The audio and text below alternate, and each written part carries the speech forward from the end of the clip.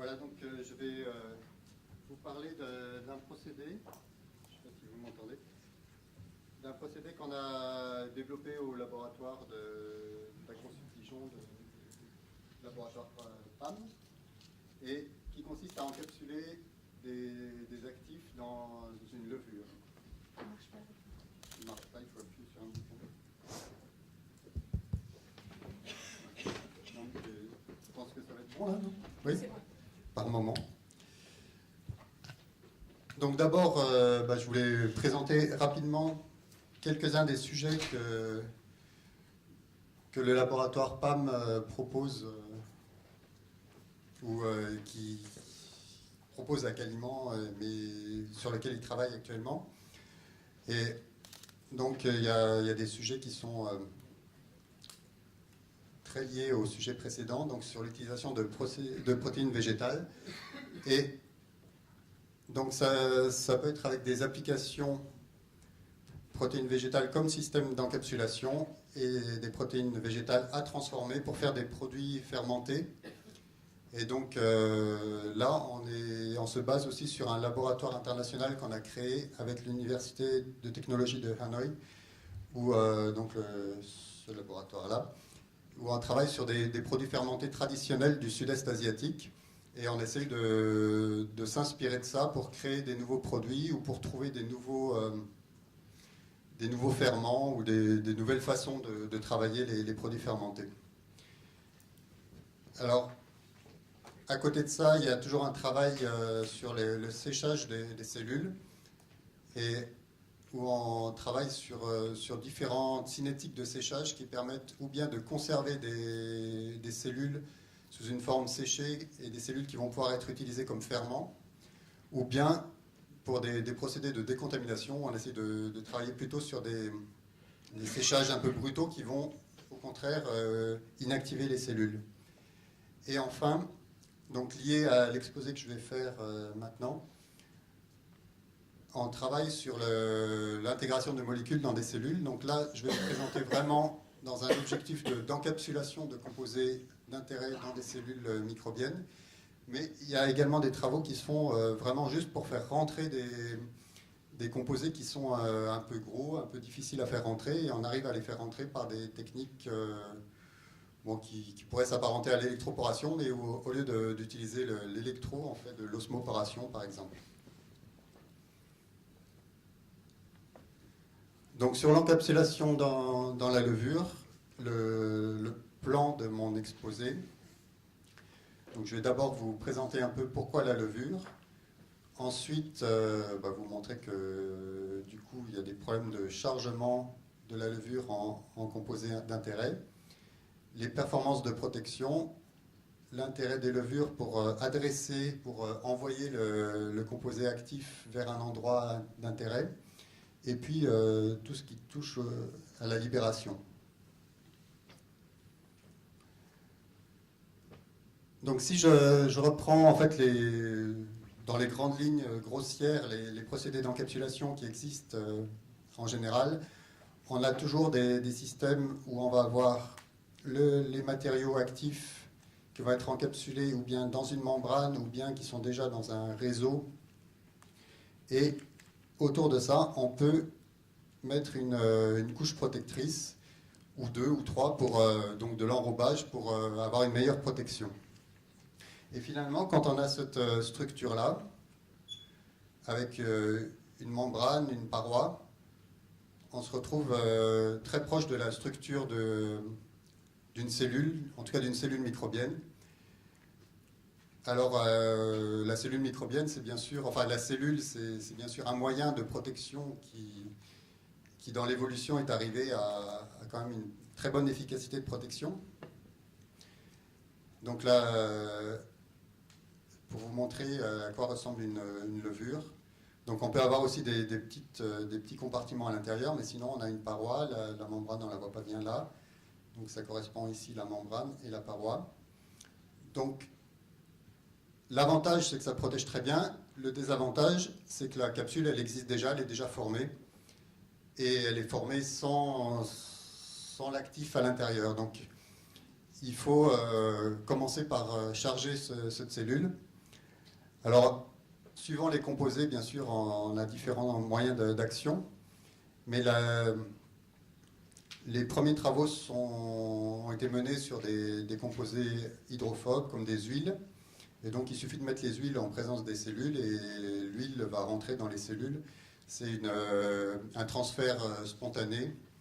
Donc ça se passe assez facilement. Ça marche bien avec les huiles alimentaires, avec les huiles essentielles, avec les composés d'arômes.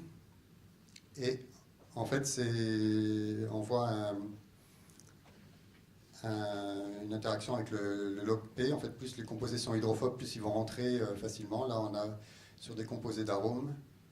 Et plus le log P augmente, plus on a 100% d'encapsulation. Et on arrive à charger comme ça les cellules avec 40 à 70% de leur masse avec le composé actif. Donc, suivant les cellules, bien sûr, on peut les cultiver de différentes façons pour avoir un rendement meilleur, mais ça se fait assez facilement. Alors après, pour des composés qui sont un peu plus gros ou qui vont avoir tendance à s'agréger, il faut réussir à faire passer la paroi. Donc là, la paroi et la membrane. Donc la membrane, en général, les choses qui sont hydrophobes vont facilement passer. Les choses hydrophiles, ce sera un peu plus difficile. Et puis, par contre, pour la paroi, en fait, ça va dépendre de la porosité de la paroi. Et donc, on peut déjà faire rentrer des molécules d'assez grosse taille. Mais après, il faut réussir à jouer sur la porosité de la paroi en changeant les conditions de culture des levures et on arrive à faire rentrer des composés plus gros.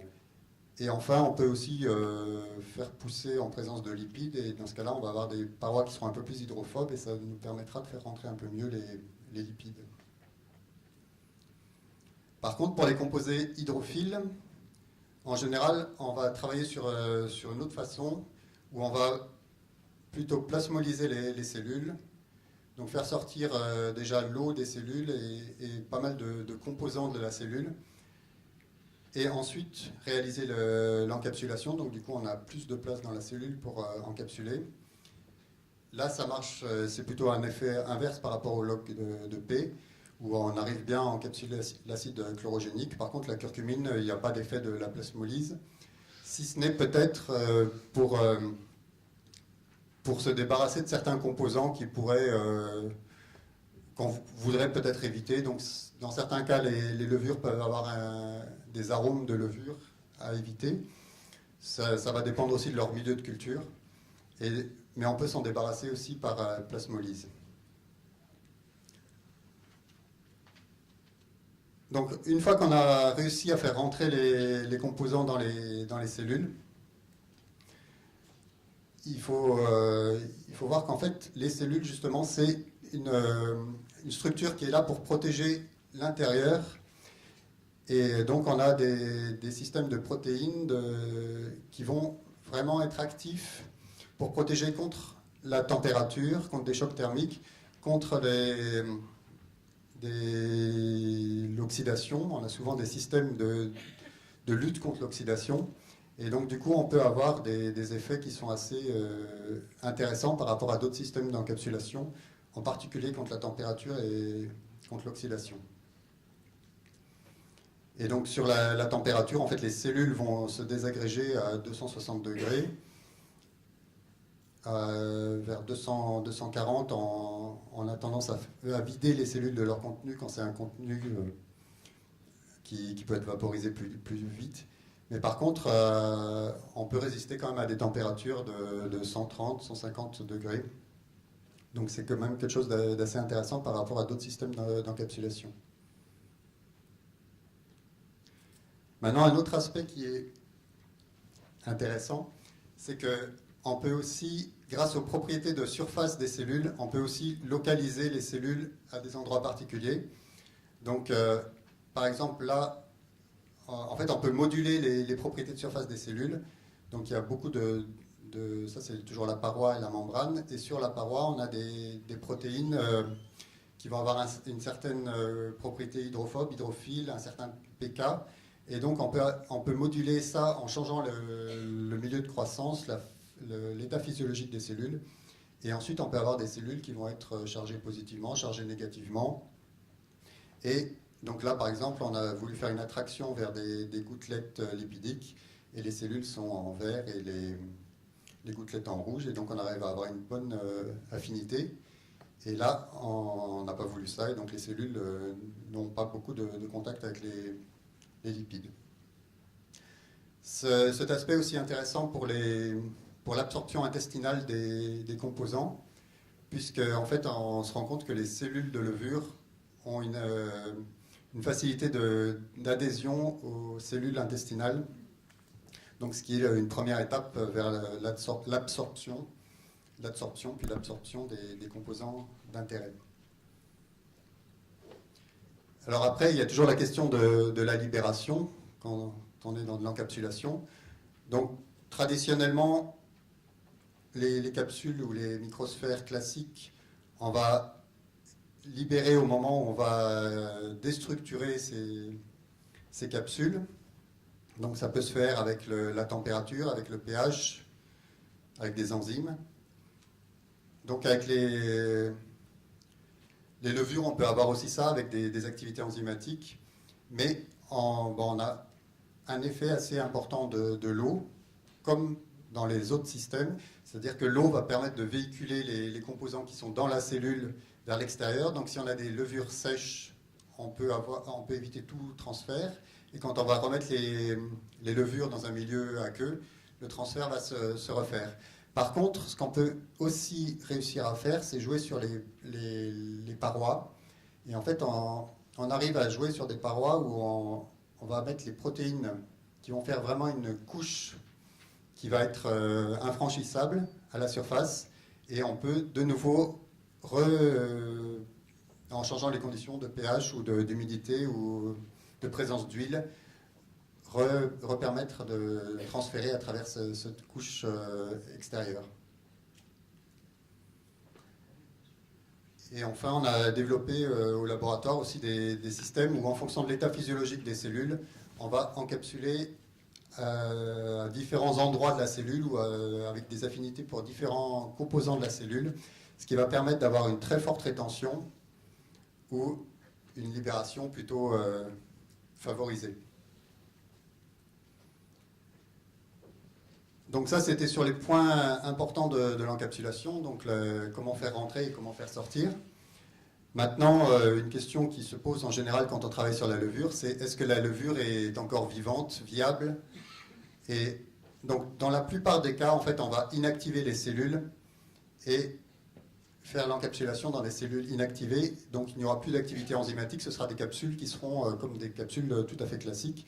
Par contre, c'est aussi possible d'encapsuler dans des cellules vivantes, et dans ce cas-là, ça peut avoir un intérêt supplémentaire si on veut travailler sur des probiotiques ou sur des ferments. Et enfin, une autre question, c'est est-ce que ce procédé est un procédé qui va devoir passer par les novel foods? Et en fait, il y a déjà des levures qui sont commercialisées sur le marché et qui sont commercialisées depuis assez longtemps. Donc, en fait, ça ne passe pas par le novel food. Ce qui devrait passer par le novel food, c'est si vous encapsulez des composés nouveaux, mais pas la capsule. Donc voilà, en conclusion, on a, grâce à la levure, des résistances augmentées, un système d'adressage particulier, des libérations possibles, et puis un prix qui est relativement compétitif. Et donc au laboratoire, on travaille ça également avec une start-up qui a été créée pour valoriser ces résultats.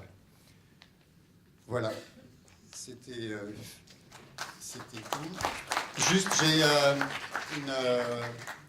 on a fait un article de synthèse, si vous êtes intéressé par ce sujet, donc qui reprend un peu les différents points. Je fasse un peu de pub.